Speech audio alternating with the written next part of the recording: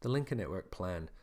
The Linker Network plan has been designed with the intention that clients only need to tell their story once, or only as often as they wish to, because some people may like telling their story, and that they have an idea of what services are available to them, or indeed we have a mechanism to help clients kind of map the service system and identify what are the best services for them.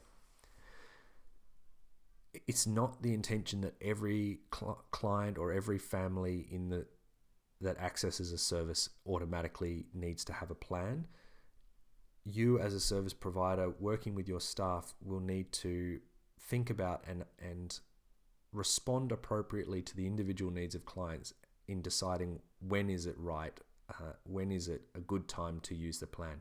It's certainly not mandatory. It's there as a tool to assist services and staff in having conversations and supporting their clients.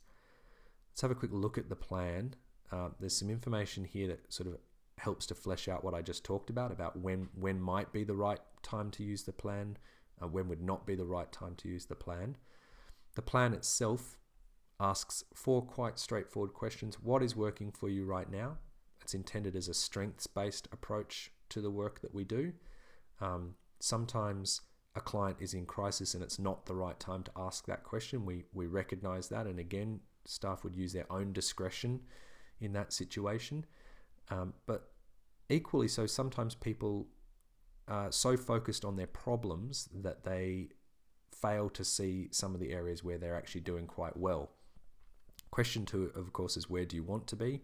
So that is a bit of a big picture mapping exercise of saying, well, what are the things that I want to change in my life? I should say here that it's intended that these are articulated in the words of the client. This is the client's plan, and they may not necessarily be holding the pen and filling this out, but it is very much about them articulating to the system, where do I want to be? How can I get there? I mean, that's a shared dialogue with the client and really guided by the person who's supporting them from within the system. Let's call them their linker. And the linker is not just thinking about what services are provided by their one organization, but thinking about all of the services in the linker network, and indeed the complementary services that are not in the linker network, but mapping it out and having that big picture kind of idea about who's out there. And then that's the how am I going to get there and who's going to support me. It is a bit of a marriage between the two. Have we got consent to share some information?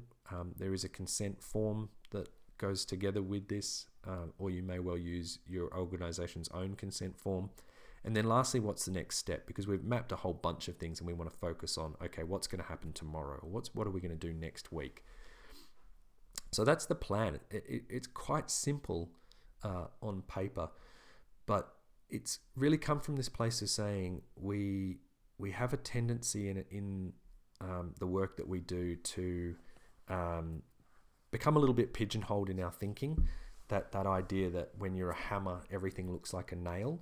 And so if I'm a family support worker in an organization, we run these 3 programs, there's a natural tendency for me to listen to my clients' needs and try and map those to the available things that I have.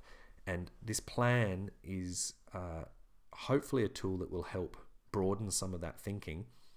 But importantly, it's also a tool to help the client better understand and better engage with their own care or their experience within the service system. And I'd liken that to a travel agent. So if you decide you want to go on holiday, some people choose not to use a travel agent, that's fine, but some do. You go to the travel agent and the travel agent doesn't dictate to you where you want to go. That's you. You say, look, I want to go on a holiday to Vietnam. Okay, great. And then so what the travel agent does is, brings you a whole bunch of options. Have you been there before? Where do you want to go? What's the most important thing you want to experience there? And then they make some recommendations about where to stay. And again, some people will say, all I need you to do is book me the flights. But other people say, I need you to book me the flights and a transfer to the hotel, and I want you to book the hotel. And in fact, I want you to book me on a group package activity when I get there. And at the end of that, you'll receive essentially an itinerary, a map of what's going to happen who's going to meet you.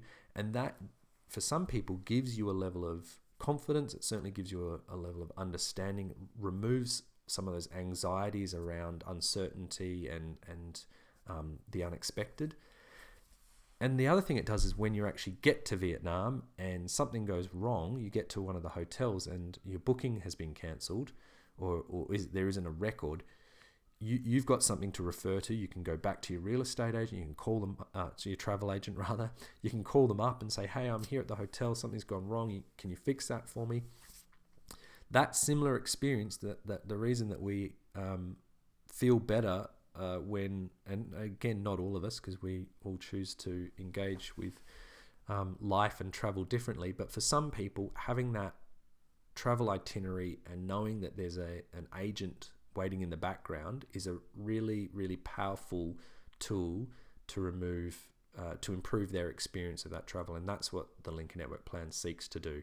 It's not for everyone, but where appropriate, it has been shown to be a really useful tool for clients.